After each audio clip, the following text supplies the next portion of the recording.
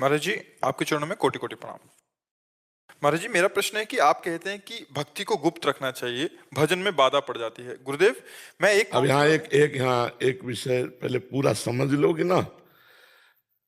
अजवाइन जैसा बट वृक्ष का बीज होता है। बट वृक्ष समझती ना, बहुत बड़ा बट वृक्ष नहीं जानती? बरगद का पेड़, बरगद का पेड़ बहुत बड़ा होता है और उसका बीज जिससे वो पेड़ होता है वो अजवाइन, अजवाइन समझते? अजवाइन जैसा छोटा सा होता है दाना। जब वो अंकुरित होता है तो 2 पल्लव ऐसे निकलते हैं। अगर उसको सुरक्षित ना रखा जाए, बाढ़ ना दी जाए, तो उसको कोई भी जीव नष्ट कर सकता है। फिर इसके बाद 4 पल्लव हुए, फिर 8 हुए, फिर अब अगर ये बकरी आ गई तो डंठल तक चबा जाएगी। और अगर उसको हम 10 वर्ष सुरक्षा में ले लिए, फिर जब वो बट वृक्ष हुआ तो हाथी भी कुछ नहीं बिगाड़ सकता। तो भक्ति को तब तक गुप्त रखना चाहिए जब तक दृढ़ स्थिति ना आ जाए, और जब दृढ़ स्थिति आ गए तो बिस्तरे सब जग विमल कीरति साधु संगति ना टरे। अब कोई बिगाड़ नहीं सकता। लेकिन छोटी अभी भक्ति अंकुरित हुई तो कुसंग रूपी पशु से नष्ट कर देगा, इसलिए छुपा के रखे। अब प्रश्न करो। महाराज जी, मैं एक काउंसलर हूँ। देश विदेश से नौजवान लड़के लड़कियां ऑनलाइन संपर्क करते हैं, अपनी परेशानी बताते हैं। कई डिप्रेशन, सुसाइडल भी केस होते हैं। उन्हें कई बार अपने जीवन तथा आध्यात्मिक मार्ग से जुड़ने से जीवन में कितना लाभ होगा ये बात बताने पड़ती है, जिससे उनको प्रेरणा मिले। बिल्कुल तो महाराज जी, बिल्कुल। इससे मेरी भक्ति नष्ट तो नहीं, ये विषय नहीं, ये वो अलग क्षेत्र है जो हम वहां कहते हैं गुप्त रखना चाहिए, वो देहाभिमान को बचाने के लिए। यहाँ बिल्कुल अनुभव बोलना चाहिए। जैसे हम बार बार बोल देते हैं, देखो ना हमारी किडनी खराब है, हम देखो गरज रहे कि नहीं, तुम्हारी तो किडनी ठीक है यार, तुम उठो, उत्साह संपन्न बनो। ये क्यों? ये हम अपने अहंकार की पुष्टता के लिए, अपनी भक्ति की दिव्यता के लिए नहीं, तुम्हें एक आत्मबल देने के लिए कि जिसकी दोनों किडनी फेल है वो भी अपनी दिनचर्या कर रहा है, वो भी दहाड़ रहा है। तो किसी भी स्थिति में तुम दहाड़ सकते हो। तुम परमात्मा से जुड़ो, अध्यात्म से जुड़ो, ये तो अवश्य बताना चाहिए, क्योंकि आपका विषय ही है। वो आपकी बात ही सुनकर डिप्रेशन रहित होगा। दवाई तो एक निमित्त है, आपका प्रोत्साहन उसमें विशेष कार्य करेगा। भगवान नाम सुनाना कि देखो मुझे राधा नाम से, कृष्ण नाम से, राम नाम से बड़ा लाभ मिला है। अगर आप उचित समझे तो आप भी 500 बार राम नाम बोले, कृष्ण कृष्ण बोले, राधा राधा बोले, एक दवाई मान के कीजिए। इससे आपकी भक्ति बढ़ेगी और उसका जीवन मंगलमय हो जाएगा।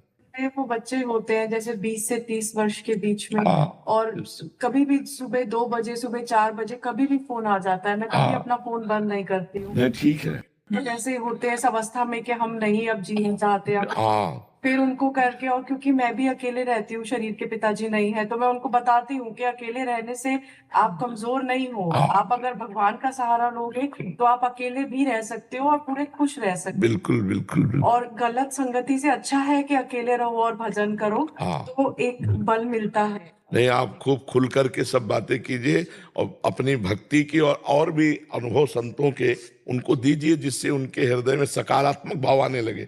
नकारात्मक भाव ही उन्हें डिप्रेशन पहुंचाता है, निगेटिव भाव बढ़ता चला जाता है, ओवर थिंकिंग बढ़ती चली जाती है, वो उसमें फंस जाते हैं। सिर्फ आपकी कृपा से ये हुआ है। सत्संग सुनती हूँ, एकांतिक सुनती हूँ, बस उसी के बल से, उसी से प्रेरणा मिलती है जो मैं उनको आगे कुछ आपकी कृपा से कुछ बता पाती हूँ, और कई लोग अब काफी अच्छी स्थिति में। हाँ बिल्कुल बिल्कुल जी। दंडवत प्रणाम महाराज जी। महाराज जी, एक बार आपने अपनी स्थिति के बारे में बताया था कि हजारों लोग हमसे मिलते हैं, बात करते हैं, लेकिन जैसे ही यहाँ से खड़े होते हैं सब बातें डिलीट कर दी जाती हैं। महाराज जी, ये स्थिति कैसे आती है? इसके लिए क्या करना पड़ेगा? भगवान में आसक्ति, प्रभु में जब आसक्ति हो जाती है तो हम केवल प्रभु देखते हैं, इन रूपों को नहीं देखते हैं। इन रूपों को देखते हुए भी नहीं देखते। इन रूपों का अस्तित्व नहीं है। ये न पहले थे न बाद में रहेंगे, बीच में दिखाई दे रहे हैं। जो पहले था वही बाद में भी रहेगा, वही मध्य में भी है, वो सच्चिदानंद है, उसी को देखते हैं। 1 मिनट में हटा दिया। इनका अस्तित्व नहीं है, विवेक के द्वारा काटा जाता है। विवेक नहीं तो दिन भर इसी के चिंतन में बैठा रहे। नहीं, एक आदमी से बात करो, अगर बात करने के बाद उसका चिंतन आता है तो ये रागात्मक वार्ता हुई। अगर उसका चिंतन नहीं आता, भगवान का चिंतन आता है, तो आप व्यवहार मात्र में केवल रहे, आप स्वरूपता परमार्थ में ही है। किसी भी वस्तु, व्यक्ति, स्थान के मिलने पर हमारे चिंतन में कोई फर्क नहीं पड़ना चाहिए। जित संग दोषा, अगर उसका प्रभाव रहा तो फिर हमारी अभी कच्ची साधना है। समझ पा रहे आप? सब में भगवत भाव करो, तभी इस माया के आकर्षण से बच जाओगे। ये माया रचित चेहरे हैं, ये कोई सत्य थोड़ी है, ये स्वाप्निक है। न पहले थे न बाद में रहेंगे, बीच में भास रहे। जैसे स्वप्न जब देख रहे होते हैं तब सत्य भास रहा होता है, लेकिन जब जग जाते तब झूठा लगता है। जगने के पहले भी झूठा था, जगने के बाद भी झूठा था, तो बीच में भी तो झूठा है नहीं। जैसे स्वप्न तो उमा कहो मैं अनुभव अपना, सत हरि भजन जगत सब सपना। हमारा जब तक भगवत चरणारविंद में तन्मया स्थिति नहीं आएगी, आसक्ति नहीं आएगी, तब तक ये कला नहीं प्राप्त होगी। अरसते जाएंगे। वस्तु मिली तो उसका चिंतन होने लगा, व्यक्ति मिला तो उसका चिंतन होने, तो फिर अनन्य चिंतन तो माम कहाँ रहा। समझ रहे आप? हाँ, धन्यवाद। राधे श्याम, राधे श्याम, राधे श्याम, राधे श्याम। बहुत हमारी आपके से मिलने की, समागम की बहुत हार्दिक अभिलाषा थी। जी, आपके वचन हम देखते रहते हैं, श्रवण करते रहते हैं। हम अहिंसा यात्रा भारत से नेपाल की तरफ है हमारी, पैदल यात्रा है। जी जी।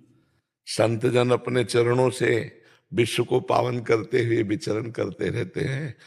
जो सदैव सत चिंतन में रहते हैं, उनके चरण स्पर्श मात्र से तीर्थों को तीर्थत्व प्राप्त होता है। तीर्थी कुर्वन्ति तीर्थानि। जो अपने हृदय में सच्चिदानंद तत्व का चिंतन करते हैं और वो जो दूसरों को कष्ट ना हो ऐसी भावना से युक्त है, वो जहाँ चरण रखते हैं वो स्थान तीर्थ हो जाता है। तीर्थी कुर्वन्ति तीर्थानि। वो जगत को पावन करने के लिए भ्रमण करते हैं। संत महात्मा महर्षि जन, ऋषि जन, मुनि जन ये जगत को पावन करने के लिए विचरण करते हैं। उनका स्वरूप ही होता है जगत मंगलमय। वो किसी से भिक्षा स्वीकार करते हैं, उसके पाप भस्म कर देते हैं। किसी को उपदेश देते हैं, उसको उत्थान कर देते हैं अध्यात्म की तरफ। किसी को देख लेते हैं तो उनकी दृष्टि से पावन हो जाता है। किसी को छू लेते हैं, वो जगत मंगल स्वरूप होते हैं। इसलिए आपका ये जो व्रत है ये वंदनीय है, जगत मंगल के लिए है। आप अपने खूब गुरु चरणों का आश्रय लेकर जगत मंगल की भावना से विचरण कीजिए। बहुत सुंदर, आप बहुत बहुत सुंदर, बहुत सुंदर, अति सुंदर। आपको क्या सेवा हम कर सकते हैं? सफेद वस्त्र है, लोई, वो दे सकते हैं? आपके आशीर्वाद है, आपके मंगल भावना है, साथ में कोई आवश्यकता नहीं। हम भी आपके लिए छोटा सा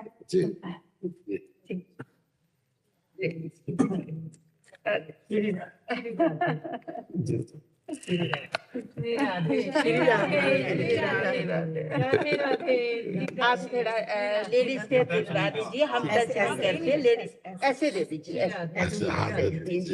हाँ नहीं बिल्कुल, आपने तो ऊपर से दे दीजिए। मेरी लाडली दुखी है मेरी। बहुत सुंदर, आप सबका कल्याण कर रहे हैं। हम सब एक दूसरे के लिए मंगल की भावना कर रहे हैं। बहुत सुंदर, बहुत अच्छा। बाबा आपको सबसे एक समान व्यवहार क्यों रहे? हमारी मम्मी ने कही कोई भी आ जाए सबसे एक समान। मैं तुम्हें सत्य बात बता रहा हूँ, कल की, झूठ ना बोल लो। आपके बंधन में बैठा हूँ, नंदगाम के आए हूँ कल यहाँ पे, परसों बरसाने आए हूँ। दोनों में जो लड़ाई है, बाबा मोते ज्यादा प्यार करे, मैं मोते ज्यादा प्यार करे। सबसे एक समान नहीं करे, काय युद्ध करे। क्योंकि आजकल तो मैया बापा छोरा ज्यादा प्यार करे, छोरी थी कम करे, तो बाबा एक समान कैसे करे? न्यू लड़ाई है। कहे वो तो प्रेम कलह है, प्रेम लड़ाई है। क्या हमारे हृदय में रहता, मेरे प्रभु आए इस रूप में, मेरे प्रभु आए इस रूप में। जो भी आता है मेरे प्रभु आते हैं, मेरे ऊपर कृपा करने आते हैं। ऐसा मैं समझता हूँ कि मेरे भगवान इस